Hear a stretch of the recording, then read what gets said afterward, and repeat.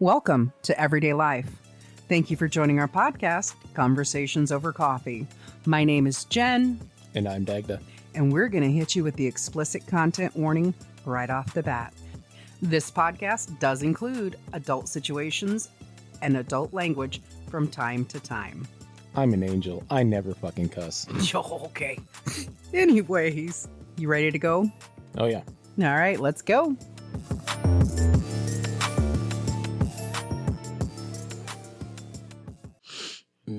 I'm good. How are you doing today? I'm doing all right. Yeah, you're a little bit on the sleepy side today. Yeah.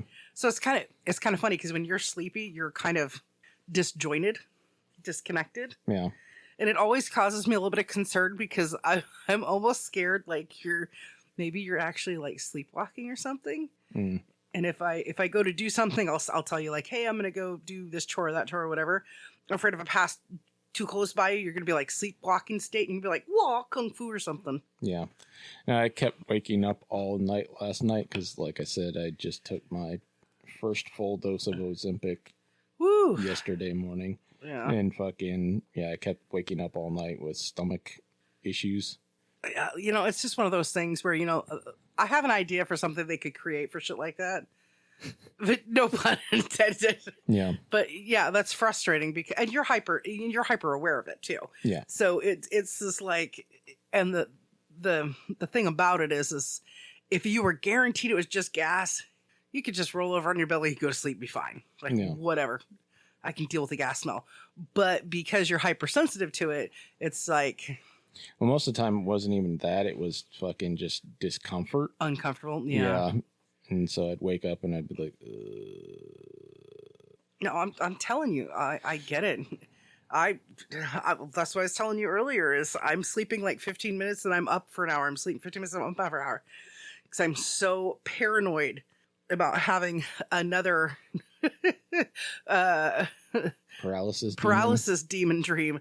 I'm terrified of it because it's painful. I have bruises everywhere from the last one that's still not healing.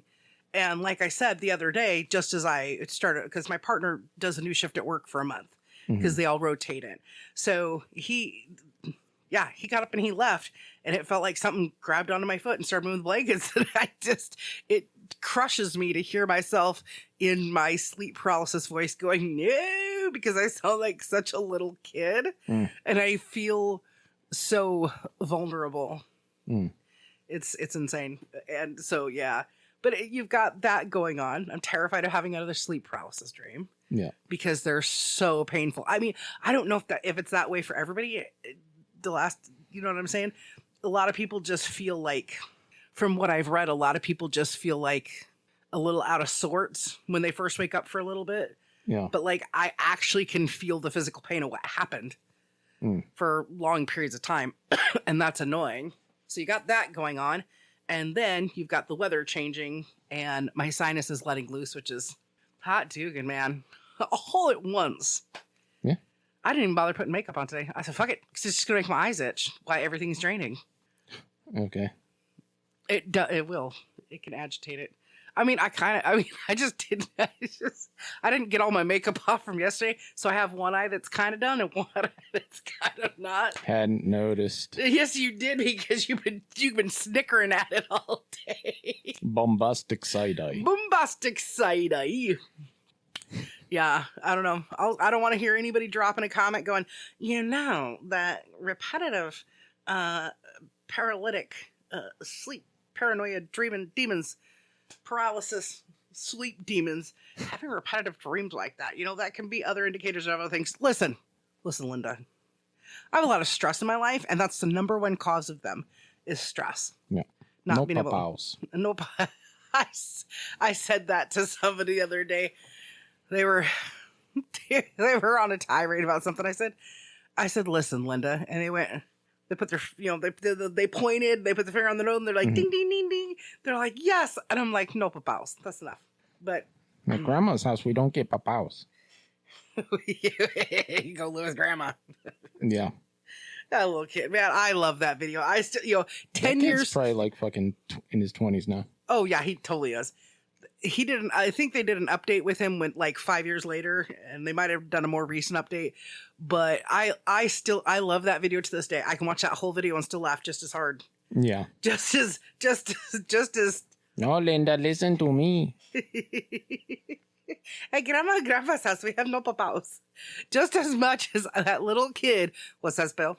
How you spell that? N-U-T-E-L-L. What does that spell? Peanut butter? Oh my God. I love that one more than anything in the world. I love the corn kid too. You've seen that one, right? I don't know if I've seen the corn kid or not. So it's this cutest little chubby cheek African American boy, maybe 5 or 6. Okay. Like that range. And he's eating a cob of corn. And they're like, why do you like corn? And he's like, it's got the juice. Wow. It's just, and he's so cute. Like, he doesn't miss a beat. Like, what the fuck's wrong with you? It's juicy and delicious. Duh. It's got the juice. Just, yeah, I'm a nerd, and I know it. My great-grandmother had a cat named Tom. And Tom was one of those indoor-outdoor cats. Okay. He was a badass, too. He would fucking... We had Chinese roosters in the... I guess you would call it the neighborhood. Uh-huh. Our house had lots of woods around it, but anyway. Yeah. So he would fucking catch those and so pheasants, he would catch those and eat off their head and leave them on her porch for her. Like, here's some dinner, Ma. Yeah. Anyway. So did you guys eat what he brought you? No, we never ended up eating them, although it probably would have been fine. Pheasant for sure, yeah. In fact, I've never had pheasant, which is kind of funny. Anyway, he loved fresh corn on the cob. Yeah. And so, like, we would grow in our massive garden. We'd have several rows of corn. Yeah. And when it was ripe, he would be out there fucking meowing at you for fucking... Give me some corn, bitch. Yeah. And he would not leave you alone until you fucking tore off one and fucking gave it to him. And he'd just sit there and nosh on it all day. Yep. Yeah. We had a dog like that. My grandpa had a dog like that. Mm. Sammy was like that. He liked carrots, fresh dug carrots, potatoes, and corn. Nice. But, like, it's not like it was predictable when he'd want it. Mm. Sometimes he would just go over there and he'd just sit down right by whatever and bark. And it was just like, fine, Sam, this isn't for you, but whatever. Yeah. This is people food, bitch. Get the One fuck year out. he walked over and just ate some cucumbers. My grandpa was pissed. I bet. Because those were our pickling cucumbers. Mm. My grandpa was mad. He was just like, you little bernacted blankety blank. And it was just like, I thought my grandpa was going to kill his dog. He was mad. And Sam just sat there like a foo dog. He was a Cocker Spaniel. Mm. So, you know those dopey looks they get when they just do that pant smile thing? Yeah. Like, don't kill him, Grandpa. He eats any more of my pickles, I'm going to kick his ass. Okay, Grandpa. Yeah, but he was very upset about that because my grandma made the best German pickles. Mm. We all cried when we ate the last jar. No, my siblings didn't get any. It was just me and my dad, my ex-husband. Mm. We ate the last jar. But it was like a year after my grandpa passed away when we had the last jar. Because I'd hid it from everybody. Because my aunt would sit and eat 3 of those jars in a day. So would my ex-husband. Like, no. I did not want to open it. We cried when after my grandma died, the last batch of strawberry jam that she'd made, which my grandpa loved, and raspberry jam. When we got down to the last jars of those, my grandpa and I cried.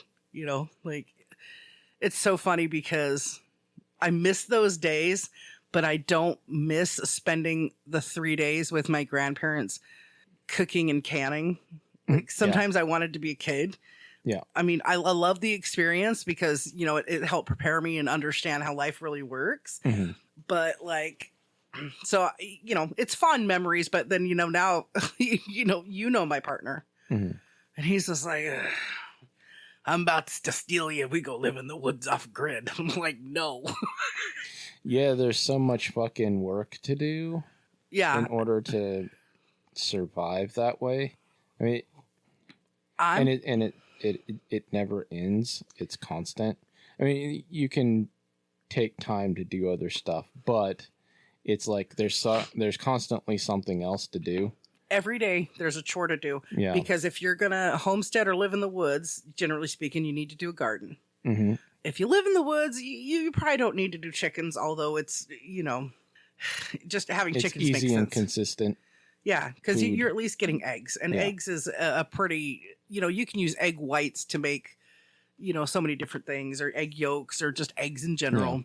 Yeah. And, and it's funny because he's just like, I really seriously think about one day maybe homesteading. I'm like, you have no idea how much work it is. Like, and I've told him, I was like, it's a lot of work. It's chronic work. There is no taking vacation. There is no days off. And then there comes that point where your joints just kind of my grandfather got lucky. He quit doing the garden because there wasn't anybody to help him with him. Mm-hmm. And it got harder when he got into his, when he got into his 70s, it got really hard for him to get up and down the hill. I mean, my grandpa wasn't a short man. My grandpa was like 6'1", 6'2". And so it became, as he had a couple of falls on the hill. And because I couldn't get to his house every day at the ass crack of dawn like he wanted to. I'd have to rely on my ex-husband to drop me off most of the time before I was driving. Yeah. Or before we had 2 cars. And so he was an impatient person. So it was just, it becomes a lot to keep up with. And we don't have kids. We don't want kids, and we're not going to adopt kids. So, we don't have anybody to make slave labor out of, Yeah. But he still keeps saying, we're going to go live in the woods, forget society. And I'm like, no. I mean, there are a few things that you could probably do that would be easier than your typical farming. It would just be, for one, a lot of the things like the microgreens type growing situations. Yeah. Those require power and a building to do them in. Yeah. In order to do them year round or whatever. And then like I was telling you about that I can't remember what it's called, but it's not watercress, but it's something similar. It's a little plant that floats on the top of the water. Stuff like that requires some place to grow it, of course. But if you're doing it like indoors, which would be the only way to have it year round, then you have to have a water set up and all that, basically hydroponics. That also requires more than just land. But it's pretty efficient as far as space and for the amount of calories that you can output. Right. Especially year round, the amount of calories is going to be crazy, the amount of food that you can generate. But yeah, all those would be like most likely easier on your body as far as dealing with it, and it's not, you can make it the height that you want it to. Well, that's the thing is gardening over 50, gardening, I think gardening over 40 raised beds is a really good thing, because one of the things that's really interesting with using and the concept of raised beds is if you I've got raised beds out there. I have raised containers for stuff, and 2 years ago, I grew a shit ton of lettuces, like 4 different kinds of lettuces that were like organic and nutrient dense. I grew, green onions because I love onions. And then there was a couple other things I grew. I used to grow carrots for the neighbor kids, but the interesting thing about having this raised bed is not all vegetables, not all everything doesn't need the same light consistently. So if you have tubers that you want to grow and they need low sun, you just plant them underneath so you can double up on your space over and over. And like I told him, because he's contemplating trying doing some gardening this year, and I told him I 100% support him. We've got a greenhouse out there. It's not a built-in like that. It's a collapsible one, so it doesn't hold the heat quite as well. But once we get into April, that greenhouse, if you zip it down, gets hot. Yeah, it was like 97 on average all last July and August. It was crazy. I watched a video the other day on potatoes, and this only works with certain types of potatoes. A bunch of them, like the red russet potatoes, it won't work for. Well, it'll still work, it just won't work as well. But anyway, they the dude was talking about this is how the Amish do it. And basically he took something along the lines of like chicken wire, and he made like a 3-foot diameter cylinder. And then he packed, like hay on the bottom, like a 1/4 inch or something. And then he put in dirt, and then he put in the seed potatoes, and then he covered it up with dirt and then some more hay, although put hay around the outside. Yeah. Anyway, you start watering them, you let them start growing. You let them grow up about 6 or 8 inches. Then you put in another layer of hay and then another thing of dirt. And what happens is most types of potatoes will grow out the special roots that create the tubers every so far, provided there's enough dirt. So as basically what will happen is the same 10 potatoes, let's say, that you put in as seed potatoes, instead of just having one layer of potatoes, it will make 6 or 7 layers of potatoes. Right. And so you'll have like 6 or 7 times the amount of potatoes in the same amount of space, square foot wise, not cubically, obviously, because you're stacking it up and up and up. Yeah. Well, gardening is a very fascinating thing because a lot of people really do not realize the benefits of doing your own gardening. You literally, you can control what nutrients can be absorbed. You can control, is there any chemicals put on it? Are you going to do a full organic? And so many different benefits. And then plus, when the apocalypse happens, you have to be able to provide for yourself. Yeah. And the biggest thing that people should really think about learning how to grow, if nothing else, would be your basic 4. And that would be your potatoes, your carrots, your corn, your tomatoes, your basic 4 items that are going to give you most of the nutrients you need in a healthy diet. And you can even swap, like me, I could do without tomatoes. I can't stand tomatoes. I could do without tomatoes and put something else in there. Yeah. Like cucumbers. I also watched a video a while back. It was talking about basically, it's not ancient, but medieval garden stuff that basically has been ignored more or less. I don't remember the specific plants. One of them was asparagus. And one of the things with asparagus is you can't harvest it the first year you plant it. Yep. It takes 2 years, I think, before you can actually... 2 to 3 years before you can get your first harvest off of it. But once you do, it will basically perpetually make food. Yep. There was a couple other plants that they had like that, and several of them were actually so fucking invasive that they were problematic. And so basically you'd have to section them off. You'd have to put a physical barrier between them. Yeah, I think rhubarb is one of them because rhubarb was one of the things because I love rhubarb. I don't know why people have said to give rhubarb such a hard time. It's fucking kind of nasty to me. We had a fucking giant ass rhubarb plant. Yeah. And basically the way that my grandfather controlled it is it was on the far edge of our garden. And basically he didn't do anything on the one side of it, but he rototilled the other side of it. So basically it would chop up anything that was coming up and then you just remove it. But yeah, it was about the size of this desk. It was Jesus huge. Christ. Yeah. Yeah, mommy's got a couple. Hi, Mommy. Hi, Mommy. Hi, Mommy. Mommy's got at least 1, if not 2. Well, I mean, with the construction, I don't know if it got moved or whatever, but my one grandmother always grew rhubarb. So we'd eat rhubarb fresh, but it makes sense. Just like I love beets and you can't stand. Yeah, it's got a weird bitter Keep your flavor. Dirt ball to yourself. Yeah. I didn't mind when my grandmother would make she would make rhubarb pie. And I think she put strawberry in it. I don't remember. That's a typical way to do it. It's strawberry and rhubarb together. It was okay. Yeah. It was definitely not my favorite. Yeah, a lot of people they don't like the tart factor with rhubarb, but I love cranberries. So I really actually like cranberries.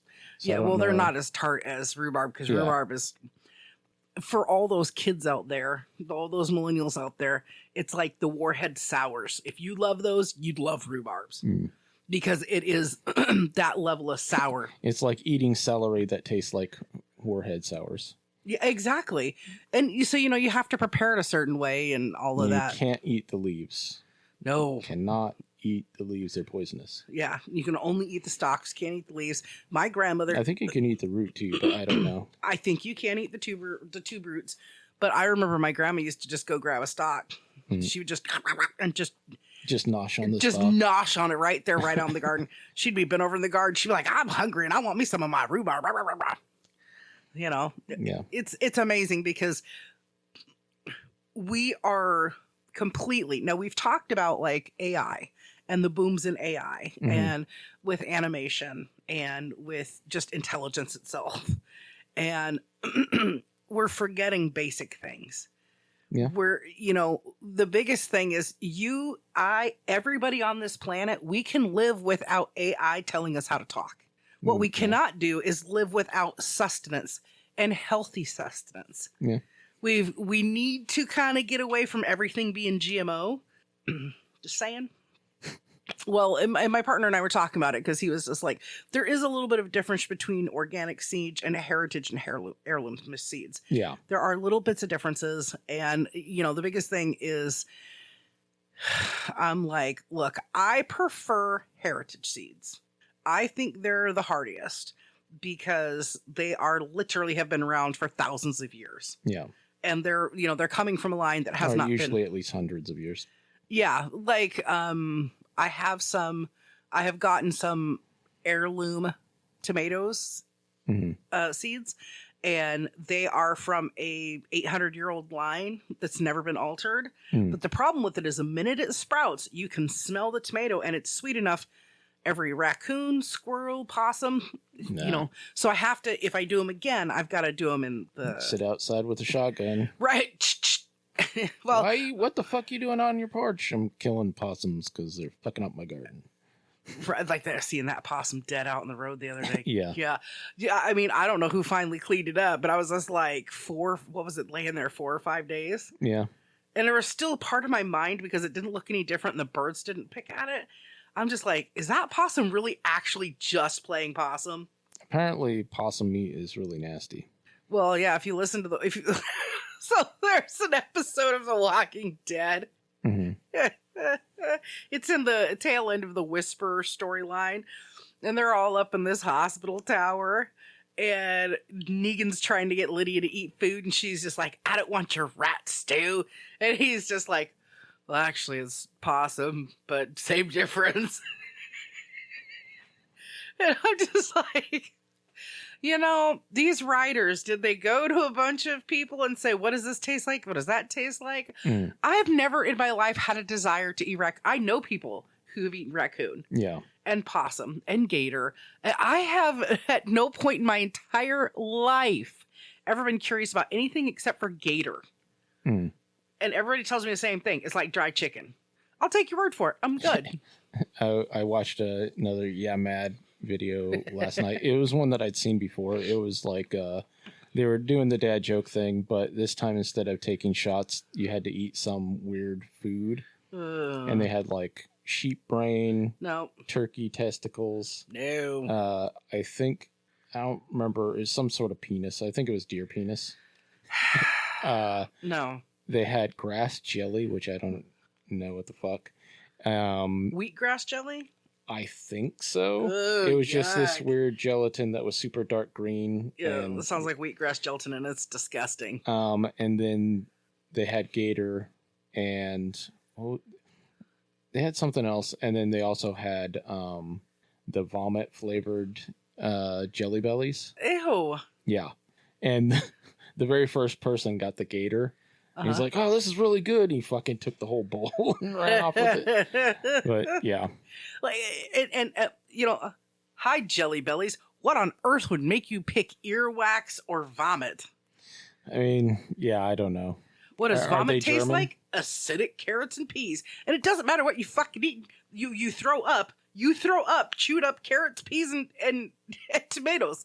That's what your vomit looks like. I only ate beef for the past 2 weeks. Why are there peas and carrots in my vomit? I'm saying. Well, I don't know. It's right. Yeah, I would have to be starving to eat any of that. I mean, but that would be a new definition of eat a dick. The hilarious thing was the Sath, the Indian dude, he fucking, or Sri Lankan or whatever, he fucking ended up with the penis, and he's like picking it up, and there was also pig trotter, so pig feet. Just the way you did that, like dancing. So the first one he got was the pig foot, and then the second time he got the penis, and he picked it up out of the bowl, and then he sniffed it, and the one dude named Rory, he's like, "What the fuck are you sniffing it for? You think it's gonna smell good? It's penis." Freshly clean penis smells good sometimes. I wouldn't know. Well, I would hope you don't. I mean, but if you did, it'd be okay. I'd still heart you, brother. I'd still heart you. But that's the thing is, so it's an interesting dynamic watching my partner kind of like have this inquisitive mind, and it was kind of it was an epic success, epic fail shopping trip this weekend because he's like me. He's very sensitive to noise and smell and all that. But where I like shut down, he gets very aggro. Yeah. So we'll have to take it. Hyper vigilant and then gets annoyed. Yeah. I mean, it was really, it's heartbreaking for me because I can't take that anxiety away. It just is. But I mean, it was loud and everything. So we just made a game plan. We're going to go. And I'm like, we have the whole greenhouse that we can use. And trust me, we can put tons of stuff in that greenhouse. I mean, how many plants did I grow last year and give away? Especially like because it's a greenhouse, you can be growing even if you're doing winter vegetables, you could be growing those even in the winter time. Yeah. The only thing that greenhouse actually needs is it just needs the heat pad at the bottom and another layer of mulch in it. Yeah. If I'm going to grow anything in the winter, because that kind of blew his mind. He was like, what does this mean? And I was just like, yeah, that's something you can grow a couple of times a year. Yeah. Like carrots are one of those ones, especially in greenhouses. If you have a warm enough greenhouses, you can grow carrots year round. Yeah. Otherwise, you can pretty much grow them from March to November. Yeah. So we'll see, because I would love it if he'd want a garden, but I'm like, it's a really good way, and there's, even there are greenhouses that are small enough that if they're allowed in an apartment complex on their balconies, people can go get and and experiment with like their own herbs, especially people who like to cook. And trust me, like $6 for a couple sprigs of sage. No, thank you. That's ridiculous. Where I bought a whole package of sage and I grew enough sage last year that I was just eating it right off of it for like $2. Yeah. Yeah. And those little tower things that they make that you can grow. Yeah. I mean, there's tons of way to repurpose materials you already have. Yeah. And that's the thing is, there's tons of it out there. You can go to your local thrift store and get stainless steel used pots and pans on the cheap. And then you don't have to worry about any of that plastic absorption. Yeah. Tons of ways. You can go to the local pottery place and get plain old, because he was talking about like different pots and everything. And he's just like, I've heard about pot growing. I'm like, terracotta, because it's porous. You want it where it's not fired. Yeah. You want it. And the thing about it, the thing about the terracotta though, is it does, if you have it buried, it does break down in about 2 years. It cracks really easy if you don't take it out. Because it is just clay. Yeah, and it's staying moist all the time. So you have to, I would say anybody who's doing terracotta pots, they really should do like it above ground and not below. Just simply for the fact that it's just going to last longer that way. Because you do want it to be able to. But I don't know, it'll be really interesting to see if he wants to do that, because I think it's just such a skill that a lot of people don't know. Yeah. Like, I'm not ratting out who at our local Safeway. But somebody's like, you can grow that? I'm like, yes. We were talking about, like, I've grown corn here at the house. And I'm like, and it's great if I can get to it before the squirrels do. Yeah. You can grow corn? I'm like, you don't need a lot of space to grow a little bit to experiment. Yeah. It's where you want to year round be eating on it where it becomes more of a problem. Yeah. That's take why. Take up more space and use more water and require more time and knowledge. Oh, yeah. I mean, it's just like, if you're not going to stay attentive to what you're doing and you're not going to utilize it, I would tell everybody the same thing. Like, if you're not going to can it, you need to make sure you have a way to freeze it. Yeah. You know, like I, even though canning is one of the best preservation ways, I don't have the patience for it. I have a sibling who has all the patience in the world for it. I don't, and I don't have the setup for it. Yeah. Because that is the one thing is I would say if anybody was going to do any canning, it's like, you know, there are plenty of like gardening groups out there to where you guys can share stuff. And there's lots of canners out there that are willing to share too. Yeah, I think the Mormons actually do classes on canning and stuff. Yeah. I don't ever have the patience for it. You know, I mean, it's just like... Yeah, I never was involved in it. My grandmother would do it all the time. Oh, I'd do it with my grandmother, but I liked the peeling the apples, and I liked cleaning and debudding the strawberries. I loved all the prep work, and then I loved it when we were make the pickling brine. I'd love stirring it because I'd get to pour in the sugar and the salt and the little mustard seeds and stir it up and get it really hot. And then I get to set up the sprigs of garlic and the little pockets, cloves of garlic then the sprigs of dill. Oh yeah. Cause she always on the German garlic pickles, she would always use the garlic that was in dill that was in a big bloom. So you'd have the little flowers. So all the flowers would be there, and it just gave you this extra herbaceous dill pickle. Oh my god! Oh my god! I'm drooling thinking about it. I miss it, and I haven't had that pickle style in decades. Go to the farmer's market. I'm sure they have it there. They don't, because it was just. It's just something special about how she did it. Because it's just your standard recipe, but it was German dill pickles, because instead of using like 3 or 4 knobs of cloves, we would literally put like 2 heads of garlic in there. We'd put 1 to 2 heads of garlic in there, which is like a dozen or better knobs. And we would use the heavily bloomed dill. I don't think most people do it that way. Yeah, because then you don't have room for the pickles. Well, you got to use the right size mason jars. We always use the 2-quart jars. So, you know, it's like what you get your Nally Valley pickles in. Yeah. The big ones. But, you know, she did like 4 or 5 varieties. She did one that was like for my aunt that was like a little sweet and spicy. You know, she did just plain ones, but my grandfather loved having the garlic cloves in his pickles because he liked to have both the garlic cloves and the pickles. Yeah, I think my grandmother only did 3 types of pickles. She did bread and butter pickles, sweet pickles, and then dill pickles. Yeah, I don't remember her doing anything else. She did German, she did dill, she did sweet and spicy, she did bread and butter, and then she did one which is really weird, but it was she would pickle the green beans with the cucumbers. Okay. Like when it got down to the last little bit, and then she'd throw green beans in with it. Okay. So it was like not wasteful, and it was really interesting, this little side effect you had from having the green beans soaking in with. Yeah. Yeah, when I was working at Musashi, it was weird at first because the Japanese people like to pickle all kinds of stuff. Hell yeah.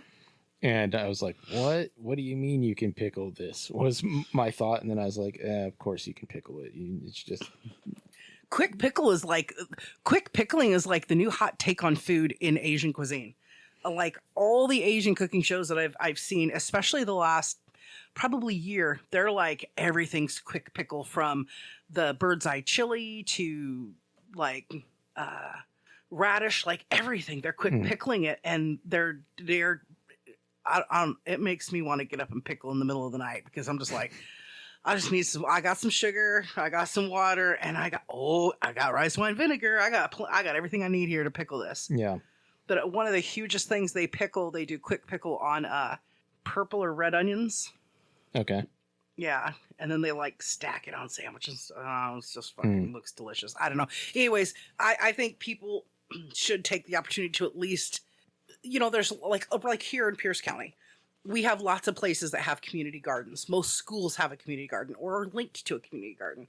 And I think everybody should do some time in it, because the reality is there is so much yuck out there.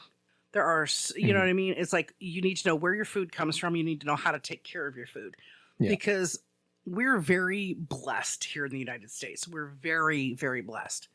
We're not Iran. We're not Israel. We're not the Ukraine. Where it's just like some of these people don't know where their next meal is going to come from. They don't know how they're going to make it. Yeah. So just doing, you know, a little bit of prep work of learning how to do it, or even starting your own little garden.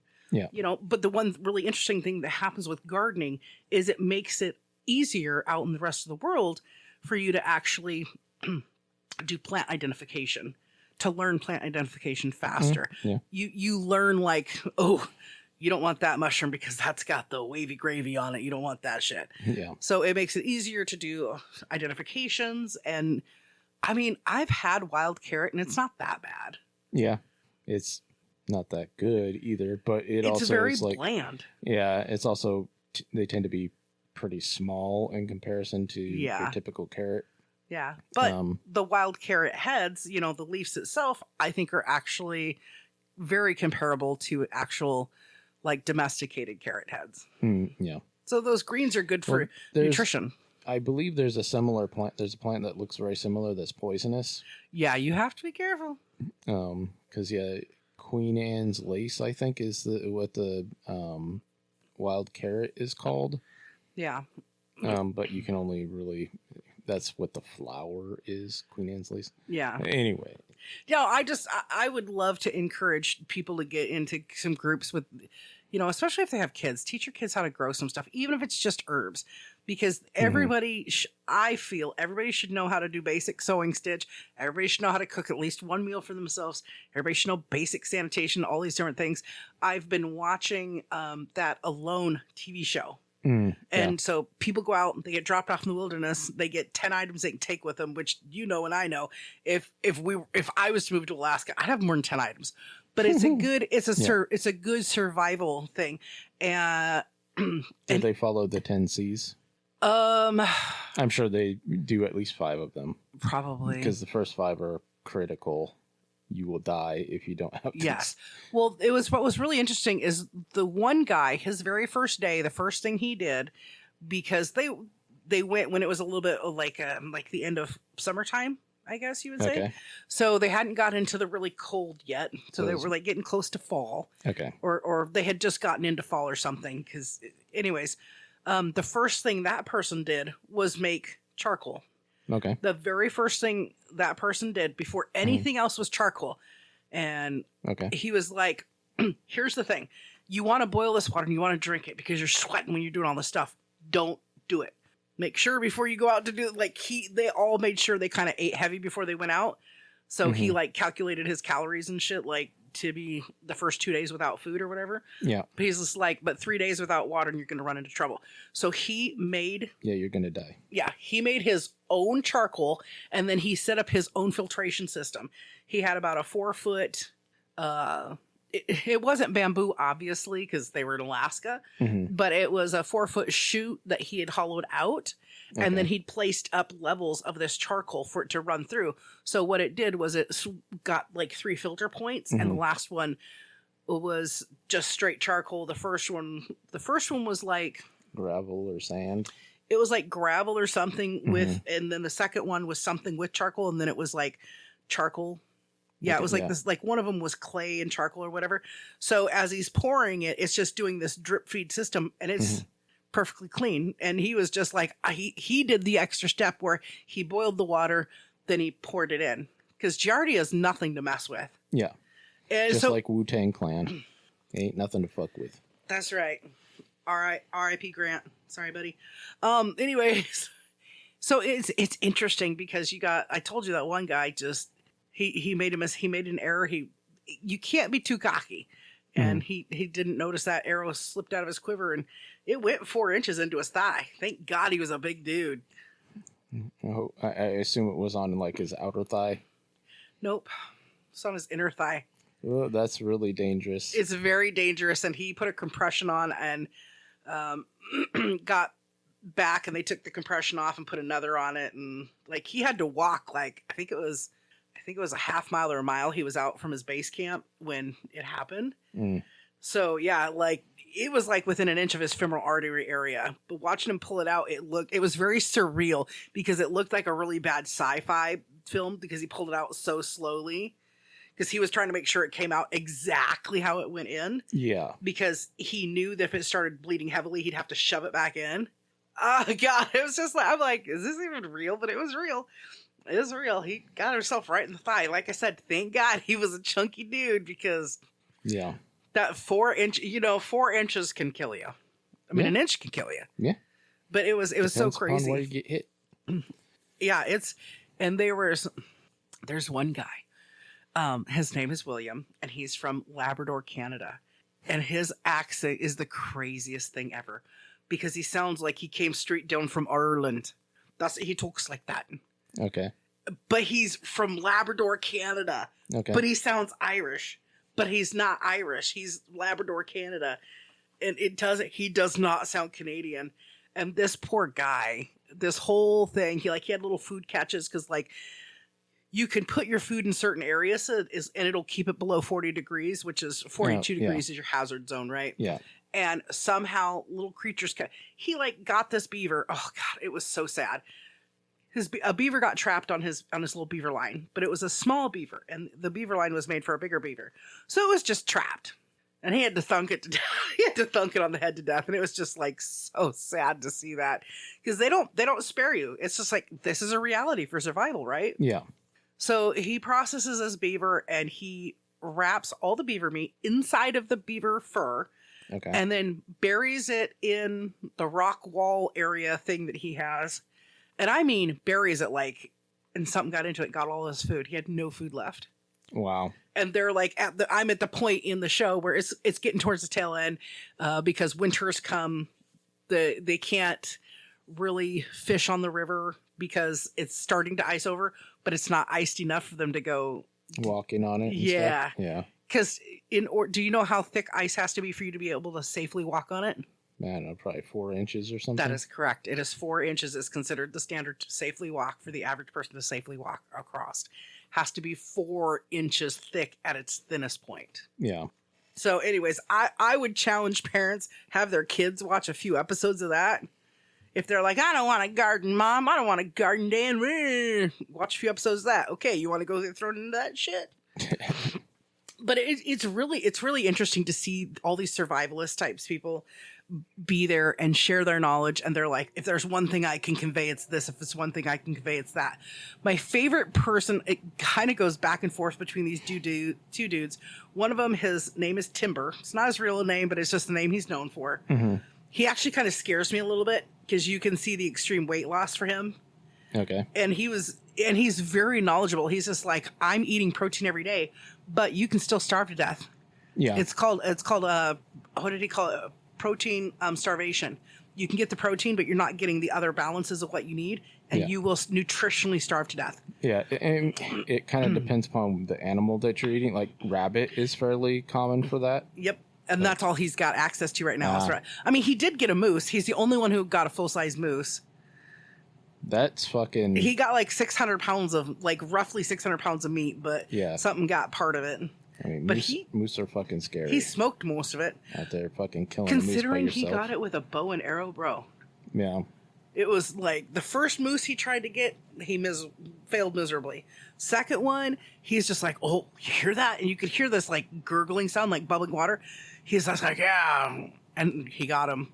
But he processed this moose. He built his own cabin, legit cabin. And It was very structurally sound. And so he's one of my favorites. And then William and his accent, that's great. But there's this other guy, and his name's Dub. I think he's William as well. But everybody calls him Dub. And he was severely bullied and harassed when he was a kid. And he does, he's got his family, but he doesn't have a lot of different things. And he's just so knowledgeable about little stuff.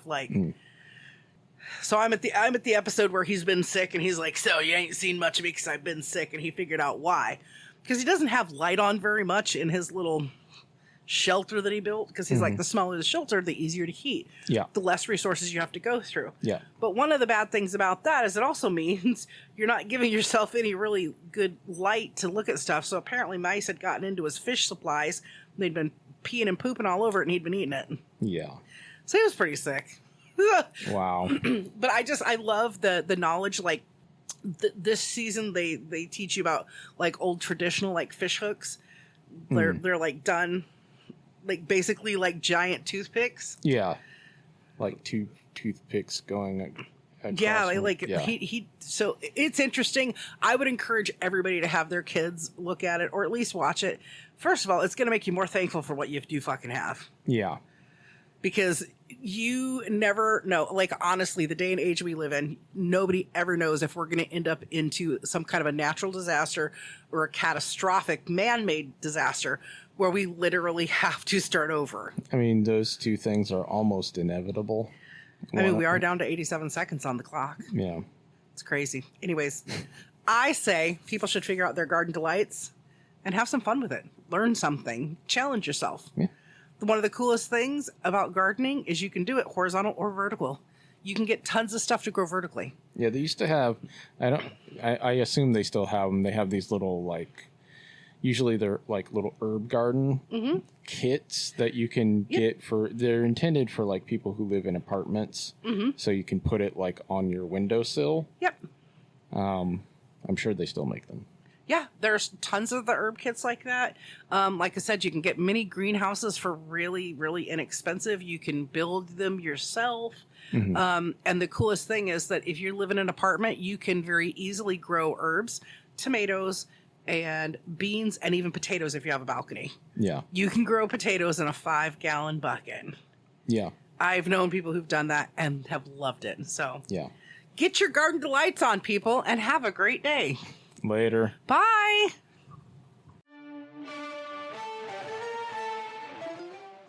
Okay, everybody. That's all the time we have for today. So I want to thank you for stopping by to enjoy the conversation. We're glad you're here, and please share and share again and share some more. And if you haven't already, subscribe. We'll be having another chat and another cup soon. We'll talk to you then. Look forward to seeing you.